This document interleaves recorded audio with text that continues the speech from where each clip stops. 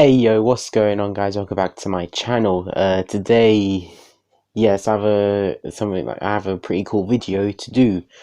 Today's video is going to be about the top four things that you would need for parkour, free running, anything like that. In case you're wondering, the difference between parkour and free running is parkour is getting from point A to point B as quickly as possible. You know, you might have to jump over a fence, over a gap. You might have to go under some railings, like however you need to get from point A to point B as quickly as possible. And free running is tricking. You know, it's got flips and it's got all kinds of things.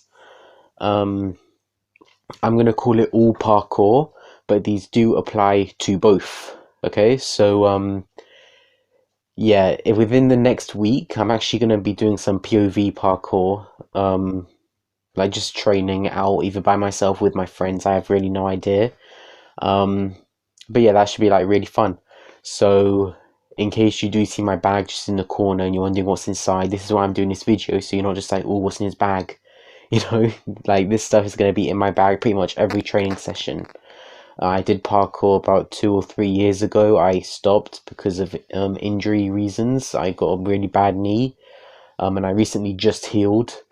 Uh, so yeah. Okay. So number one, water. Now this is obviously is a 2 liter. This is a 2 liter bottle of water. So like maybe don't bring this big, but like just any type of hydration. You know, like parkour, free running, any of that is a very physical sport. You know, you're moving around a lot, you're jumping around, you're climbing up and over things.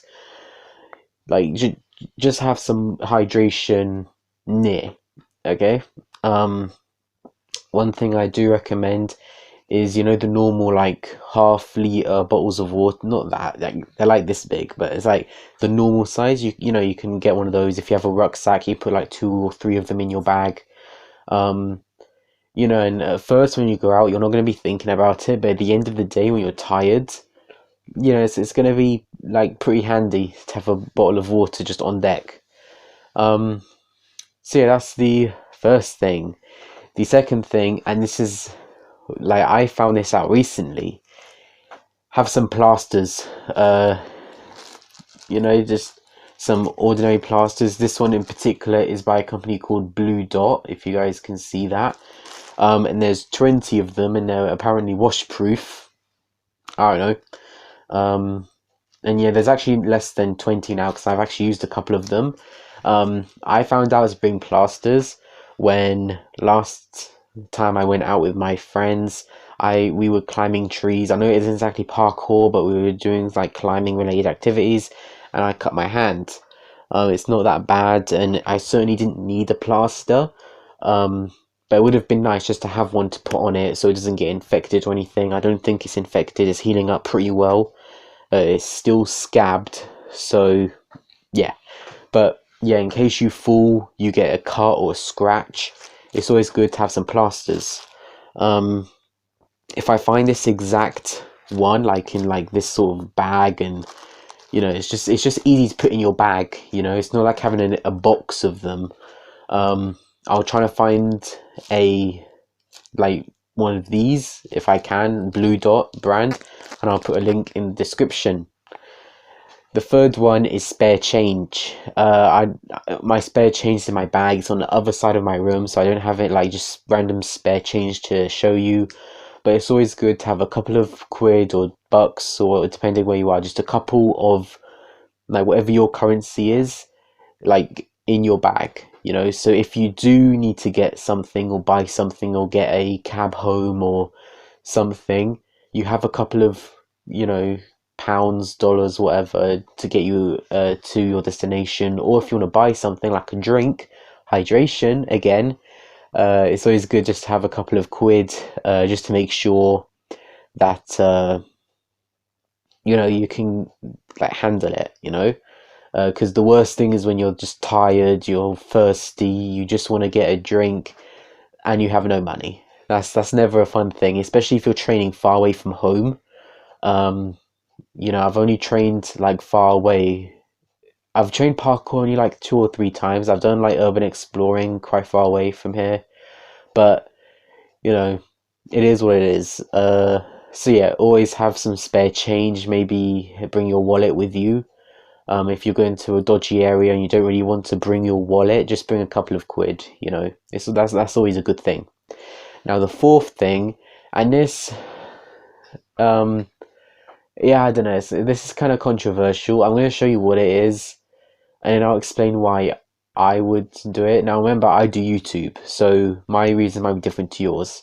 But an action camera, just any action. It could even be a cheap one. You know, if you want the best quality, then obviously go with like a GoPro or something like that. But in general, just any kind of camera. This could represent your phone. It could be anything. Um, Especially if you have like a mouth mount or a head mount. Now I'm not telling you to start a YouTube channel and be in charge of it. Like, but what I'm saying is, if you're doing a parkour line and it's really cool and it flows together super well, and you're just like in the moment, you just want to show the world on Instagram, Twitter, TikTok, YouTube. You know, it's always good to have some way to record that. I've actually recently just did. Oh, by the way, this is the Kit Vision Escape. Yep, there you go, Kit Vision, and it says right on the front, Escape. HD5W. Don't ask me what that means. HD is high definition, but I don't know what 5W is. Uh, you know, it's pretty good. You can change it from different resolutions. I think it's actually pretty good. Not as good as GoPro.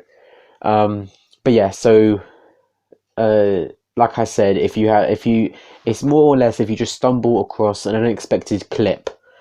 You know, because most parkourists, when they're filming, they intentionally go out with a camera to film. But if you always have one, like, just like in your parkour bag, or just when you go out in a bag, just chuck it in. You know, if you need it, it's there. If you don't need it, you know, you don't have to use it. But yeah, this one, the Kit Vision Escape, was 20 quid. I got it for, I believe, Christmas. Um, so yeah, hopefully that inspires you guys for something. Also, it's only like 100 grams, so that I could totally put this on like a FPV drone and like just fly around, which is also pretty cool, which is another one of my hobbies. So yeah, that's the video. Just to recap: hydration, plasters for if you get a little bit injured.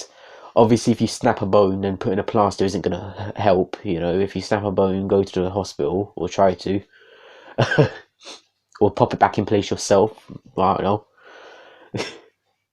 Some spare change for if you get stuck, and also a camera. And when I say camera, I don't just mean like bring like a specific like camera like GoPro style action camera. No, this just represents all cameras. It could be a DSLR, like proper Sony like camera. It could be your phone. You know, you can also use your phone. The only reason I take an action camera is because I have a mouth mount for it and also a head mount, so I can pretty much get all the angles that I need dependent on the line. Like, for example, if there's a lot of climb ups, I would put it on my head so you can see each climb up. But if there's a lot of like down low like landing precision stuff, then I'd have it on the mouth mount. You know, it's up to you. Hopefully this, you know, this is more aimed towards the beginners, so hopefully it helps out. And yeah, remember to like, subscribe, and I'll see you later. Peace out, guys.